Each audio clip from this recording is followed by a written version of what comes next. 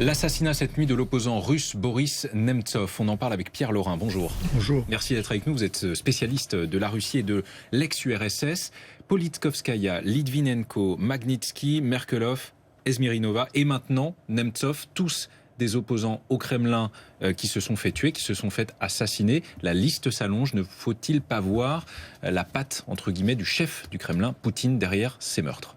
Tiens, on peut voir ce que l'on veut. Simplement, il y a des affaires qui ont été élucidées et sur lesquelles on a vu que finalement le Kremlin n'avait strictement rien à faire.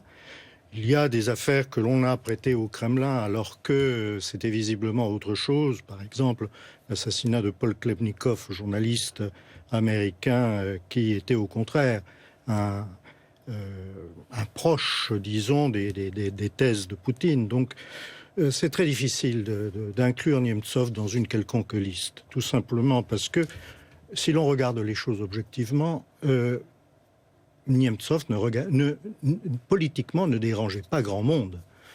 Il y a beaucoup d'autres opposants et qui sont peut-être plus visibles, en particulier Navalny. Par ailleurs, électoralement, Nemtsov, peut-être que dans le futur, il aurait eu un rôle à jouer, je n'en sais strictement rien, mais dans un lointain futur, pas tout de suite, parce que tout de suite, par rapport à d'autres opposants, il avait une étiquette de libéral qui lui colle à la peau dans un pays où libéral est pratiquement considéré comme une insulte. Donc ce n'était vraiment pas lui qui représentait une menace politique pour le Kremlin aujourd'hui. Alors selon vous, pas une menace politique pour le Kremlin.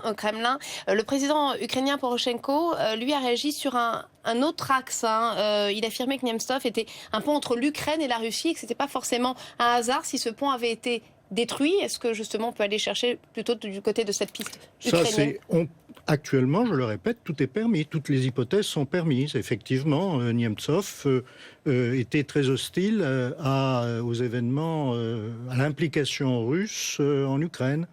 Et il le marquait. Mais il n'était pas seul. Il y avait tous les groupuscules d'opposition qui représentent actuellement, dans l'état où sont les choses, un peu moins de 10% des intentions de vote, tous confondus.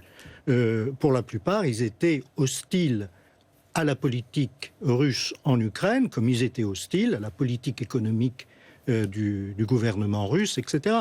C'est le rôle de l'opposition de s'opposer. Nemtsov était un opposant politique à Vladimir Poutine notamment. C'était aussi un homme d'affaires. Oui, c'était qui avait un fait homme fortune d'affaires grâce à son business. Oui, bien Est-ce sûr. qu'on peut imaginer éventuellement un règlement de compte dans ce cadre-là?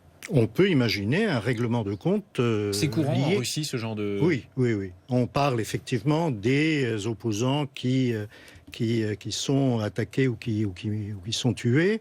On parle moins des hommes d'affaires qui sont tués. Il y en a également.